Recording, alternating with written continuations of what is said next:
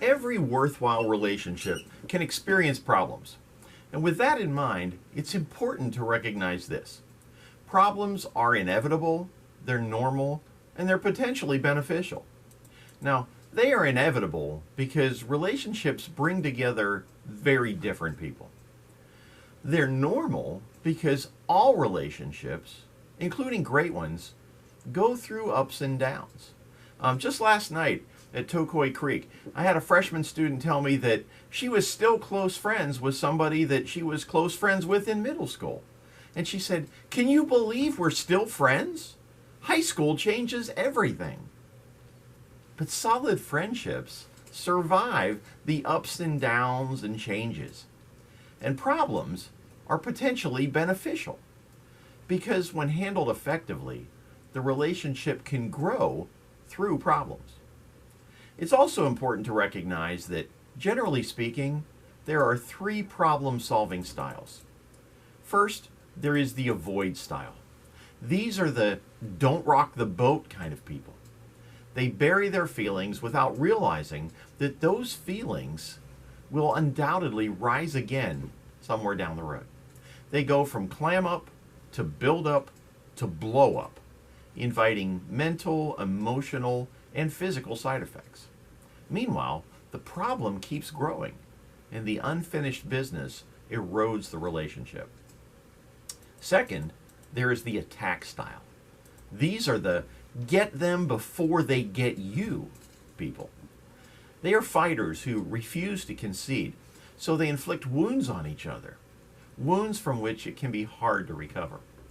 In Paul's letter to the church in Galatia, the Bible says in Galatians 5:15, "If you bite and devour each other, watch out, or you will be destroyed by each other." Why? Because attack begets counterattack, and nothing gets resolved. And third, there is the approach assert style. These are the no price is too high in order to maintain a good relationship kind of people. They are sensitive to other people's feelings, while insisting that both parties deal directly with the important issues.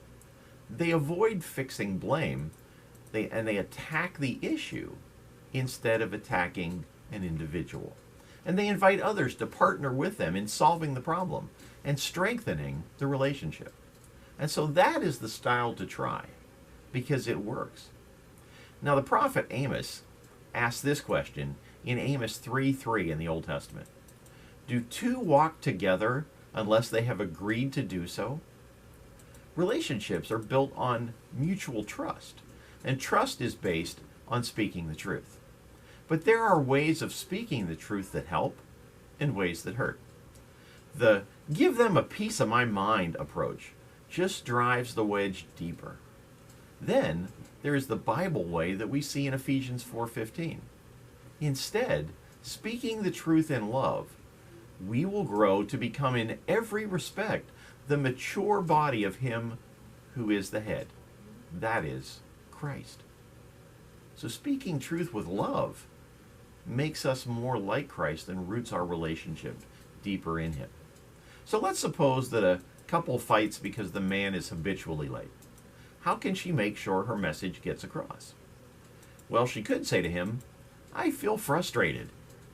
No blame, no attack, just an honest sharing of how she feels. Or, "When you are late, ... and express her feelings without judging, name-calling, or labeling. Just a description of how she sees what's going on. Or, "It seems to say to me that my time is not really important to you." No moralizing, just honestly sharing her emotions. Or she can ask, "In the future, can you please try to be on time or call me and let me know when you will be here?"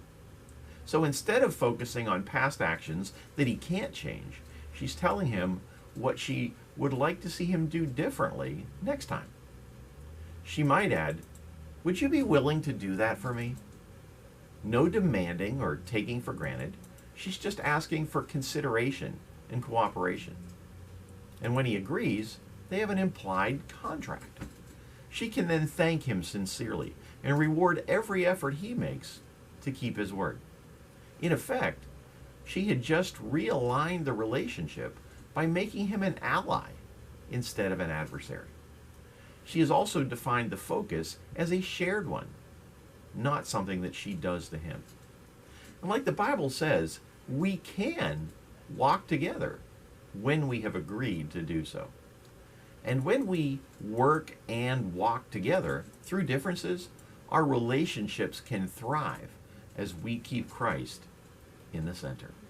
And that's the word for you today. Just a reminder that we are back to 2 services this week at 9 a.m. and 11 a.m. And we hope that you will join us. Now, we know that there are a lot of folks that are going to be traveling over this Memorial Day weekend. And remember, if you are, be safe. And remember that you can always worship with us online on our Facebook page or our YouTube channel at the Village Church at World Golf Village. And we also want to remind you that this is the last weekend to sign up for one of our Table of 8 adult small groups. And you can do that by signing up on Main Street on Sunday or contacting the church office for more information. Have a great day.